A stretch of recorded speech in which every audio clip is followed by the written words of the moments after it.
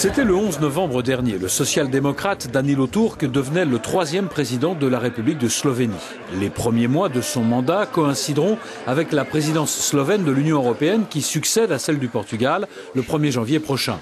Euronews a rencontré cet ancien diplomate international dans son QG de campagne, quelques jours avant sa prise de fonction officielle ce dimanche 23 décembre. En avant-première, il évoque sa vision de l'Europe et de la présidence européenne de la Slovénie.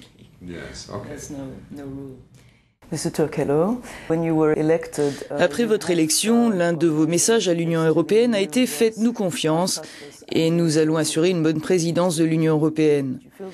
Pensez-vous que cette confiance fasse défaut en ce moment ? Je ne pense pas. Je crois que ce message vient de tous les coins du pays. D'ailleurs, tout le monde en Slovénie est d'accord sur l'importance de la présidence de l'Union européenne.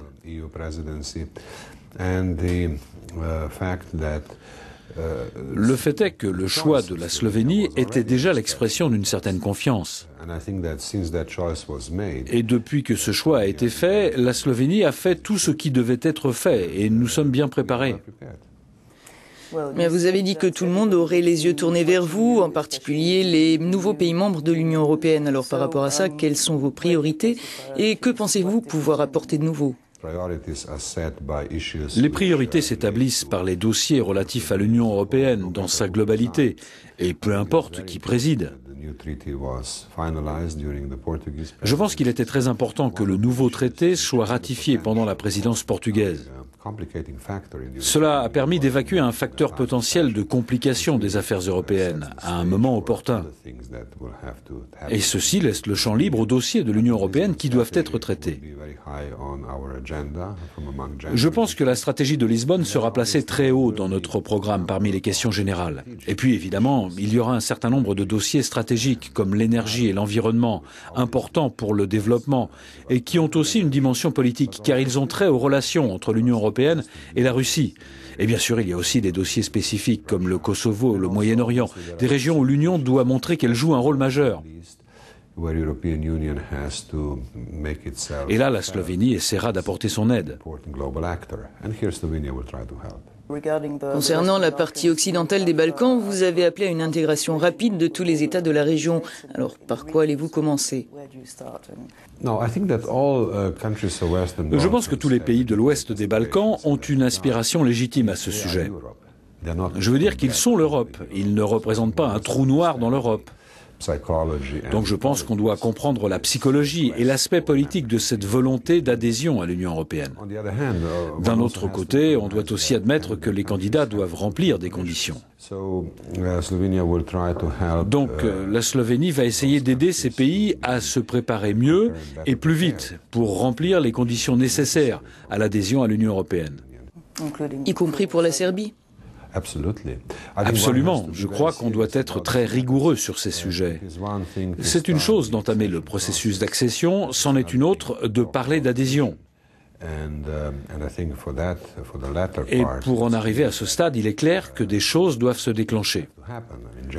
Je veux parler du général Mladic, qui doit être remis au tribunal de La Haye. Il ne devrait pas y avoir de compromis à ce sujet. La Slovénie a été le premier pays de l'ex-Yougoslavie à entrer dans l'Union européenne et dans l'OTAN en même temps. Croyez-vous plus à l'OTAN qu'à la politique étrangère et de sécurité de l'Union européenne ? Je pense qu'il s'agit d'un faux problème.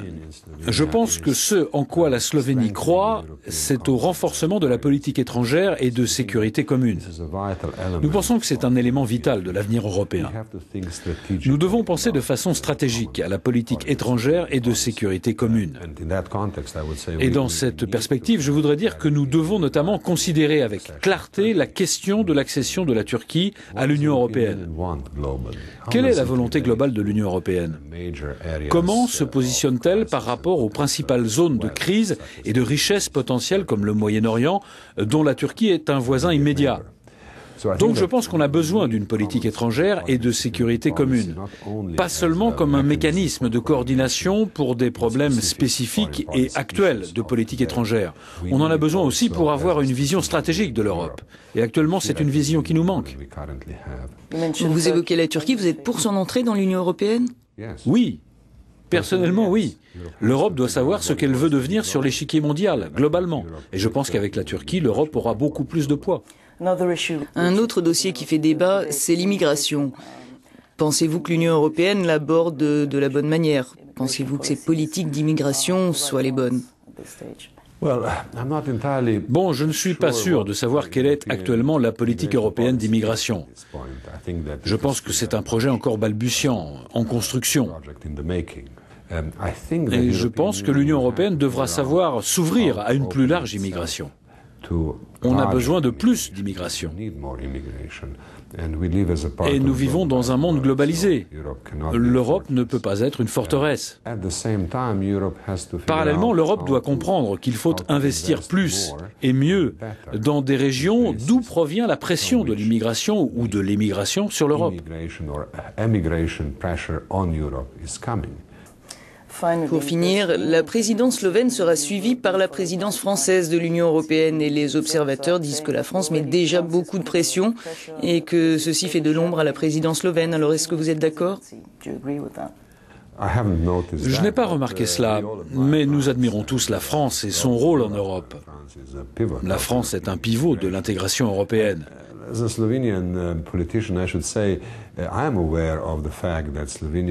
En tant qu'homme politique slovène, je voudrais dire que je suis parfaitement conscient du fait que la Slovénie est historiquement très chanceuse de se retrouver, pour la première fois de son histoire, en position de présider l'Union européenne, entre les présidences allemandes et françaises. Pour un pays récemment indépendant comme la Slovénie, c'est très important, symboliquement, de se retrouver à présider un éminent groupe d'États européens et de plus entre ces deux acteurs majeurs. Et c'est évident, la présidence allemande a eu de l'influence sur la manière dont la présidence slovène sera menée. Je veux dire qu'après tout, c'est bien la présidence allemande qui a relancé les discussions sur le nouveau traité. Et la France, bien sûr, a très envie de poursuivre le processus. Et nous, on est au milieu. Et c'est merveilleux. Thank you very much for your attention.